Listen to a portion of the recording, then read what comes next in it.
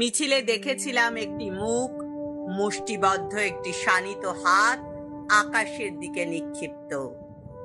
বিশ্বস্ত কয়েকটি কেশাগ্র আগুনের শিখার মতো হাওয়ায় কম্পমান।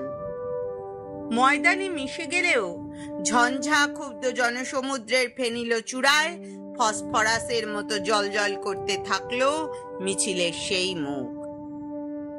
সভা ভেঙে গেল, ছত্রাকারে ছড়িয়ে পড়ল ভিড়, আর মাটির দিকে নামানো হাতের অরণ্যে পায়ে পায়ে হারিয়ে গেল মিছিলের সেই মুখ।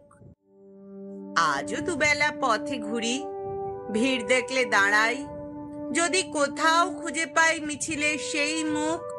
কারো বাঁশির মতো নাক ভালো লাগে, কারো হরিণের মতো চাহনি নেশা ধরায়, কিন্তু হাত তাদের নামানো মাটির দিকে।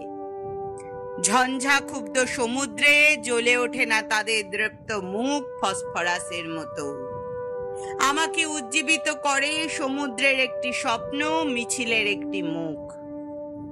অন্য সব মুখ যখন দুর্মূল্য প্রসাধনের প্রতিযোগিতায় কুৎসিত বিকৃতিকে চাপার চেষ্টা করে, পচা সবের দুর্গন্ধ ঢাকার জন্য গায়ে সুগন্ধি ঢালে, তখন অপ্রতিদ্বন্দ্বী সেই মুখ নিষ্কোষিত তরবারির মতো জেগে উঠে আমাকে জাগায়। অন্ধকারে হাতে হাতে তাই গুজে দিই আমি নিষিদ্ধ এক ইস্তাহার।